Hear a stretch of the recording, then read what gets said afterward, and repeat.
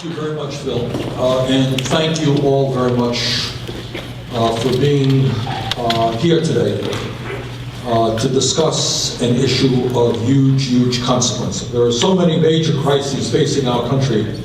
I always have a difficult time prioritizing it.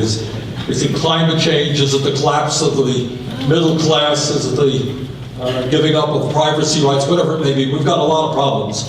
But this clearly is one of the major issues that we face. Let me thank ORCA, or the local public access people, for being here. This program is going to go around the state in terms of public access. We are also doing something we've not done before, and that is live streaming. So with a little bit of luck, if our technology works, as opposed to the NSA's technology, this program is being heard around the country, and when we open it up for questions and comments, we, with some luck, will be hearing from people around the country. What we're going to do is I'll say a few words. Congressman Welch will say a few words, but you're here mostly to hear from folks who have really studied this issue and are very knowledgeable about it.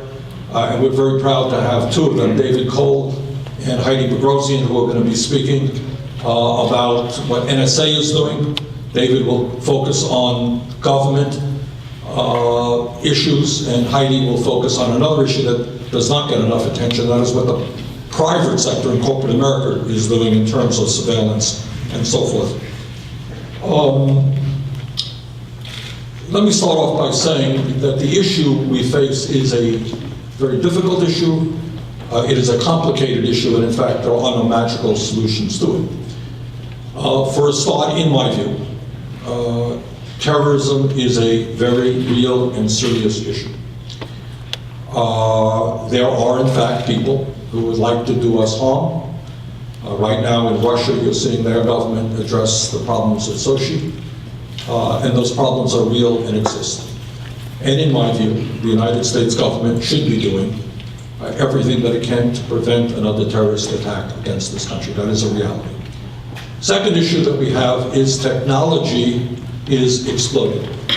And when George Orwell wrote 1984 about the role of government surveillance and knowing everything about everybody's life, he had no idea where we would be today in 2014, and we have no idea where, in terms of technology, this world will be in 10 years from now or 20 years from now. But what we do know is the ability of those who have that technology to know virtually everything about our lives is real now, and it is only going to become more dangerous in years to come. That's just the simple reality. So the third part, terrorism is a real issue, technology is exploding, and then the issue is, to my mind, how do we, in fact, protect the American people from a terrorist attack, which is real, but do it in a way that does not undermine the constitutional rights and the civil liberties and the privacy rights that make us a free country. That's the issue. I asked my staff to do something for me, because one of the problems we're having on this issue, since Snowden's revelations, every other day there's another front page story in the papers.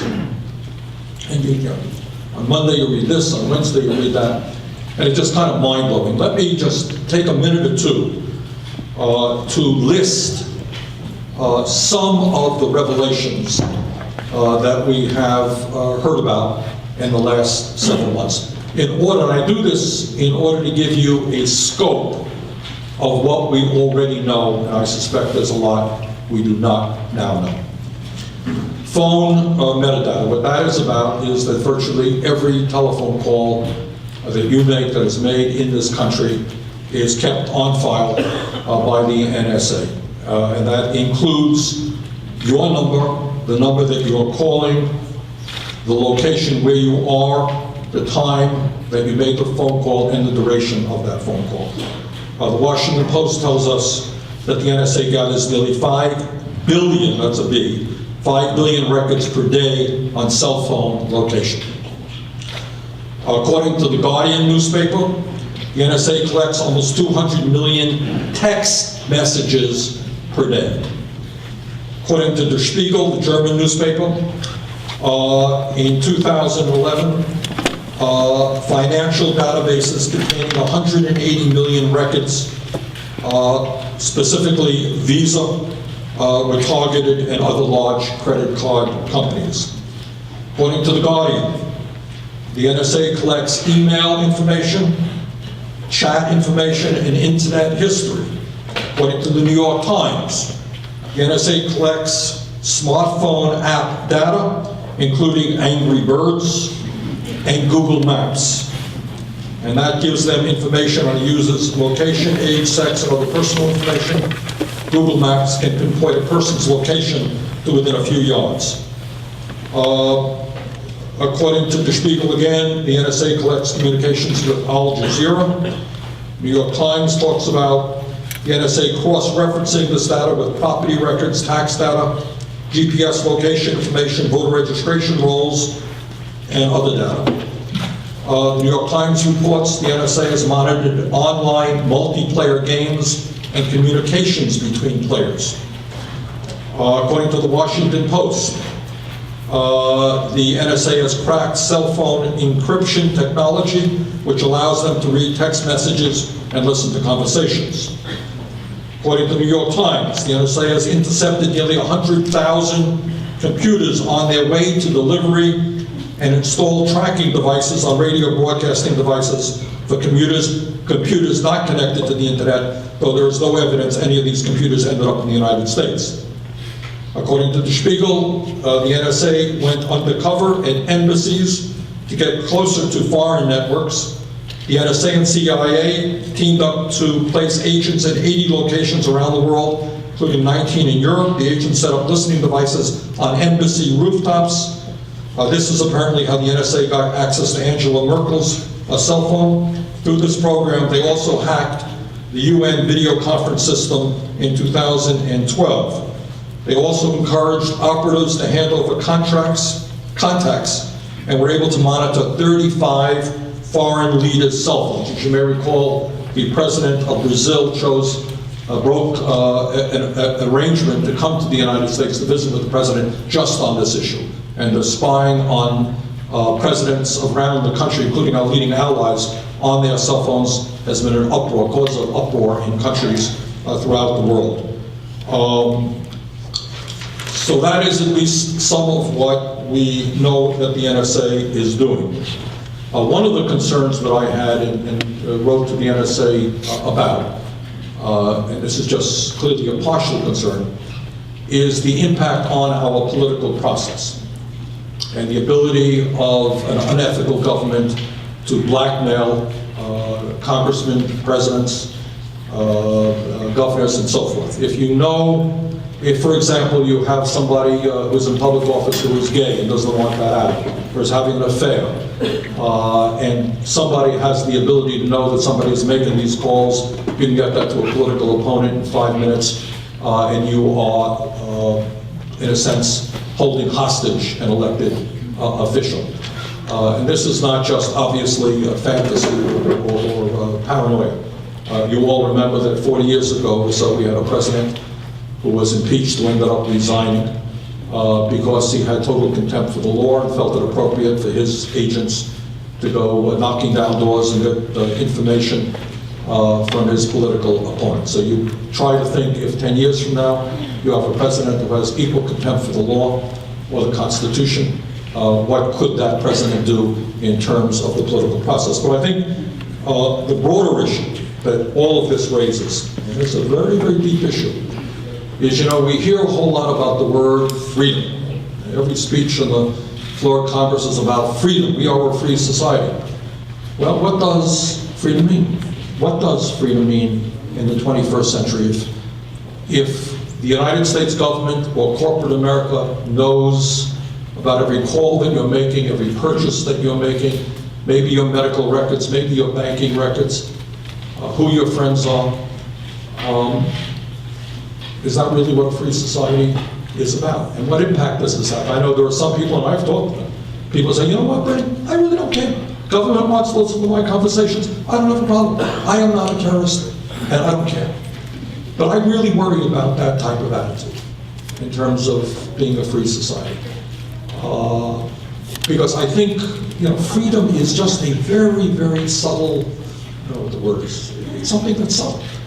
And you can begin to have a lot of self-censorship. And already there's some evidence. There's a writers' organization called PEN, who work very hard internationally to protect the freedom of writers and stand up when writers are jailed and so forth. And what they're saying is that some of their writers now are beginning to self-censor. What I can tell you is, as part of Section 215 of the Patriot Act, if you go, the FBI can go to the library that you take a book out on and say to the librarian, I want to know what books Mary Jones took out, but you can't tell Mary about that. And the FBI, through national security letters, can get information about your banking. You are not told about that. And I think all of that stuff creates a society in which people are going to be fearful, they're going to be looking over their shoulders, and we're learning about people who are self-censored. If you see an article in a paper about a website, maybe an Al-Qaeda website, that you'd like to visit, just to be curious, what are these people talking about? The likelihood is if you visit that website, you're going to be on somebody's list for sure. If you take out a book on terrorism, because you want to learn about it, maybe you're going to be on somebody's list. And maybe all of that process, year after year, kind of inhibits how you're going to think, what you're going to write, what you're going to talk about, because you are fearful. You are fearful. And again, if in 10 or 20 years you have a government which really does not respect the Constitution at all, where are we going to be as a nation? So, I have introduced legislation, and we'll talk about it later, that addresses, I think, a lot of the significant problems we face. But this is, in fact, a complicated and difficult issue. One of the things that we have got to do as a nation, we really need town meetings like this in 50 states of the Union. And interestingly enough, this issue creates very strange bedfellows. As most of you, I hope, know, I am not a conservative. And probably the most progressive member of the Senate. But interestingly enough, honest conservatives, and they're out there. If you believe in limited government, my God, how can you not be in opposition to what the NSA and the other intelligence agencies are doing? And some of the conservatives are, in fact, coming out and saying, I think, the right things, and progressives are as well, and people in the middle. So it's bringing together strange bedfellows in terms of opposition to the surveillance, but ironically, it's also bringing strange bedfellows together in support of what the government is doing. So this is, in a sense, goes beyond normal political lines. So that's my speech. What I want to do now is, this is what we're going to do. I'm going to introduce Congressman Peter Welch. Peter's going to talk for a while. Then we'll go to David, and then we'll go to Heidi, and then we're going to open it up to your questions and comments. It is my great pleasure now to introduce our Congressman Peter Welch.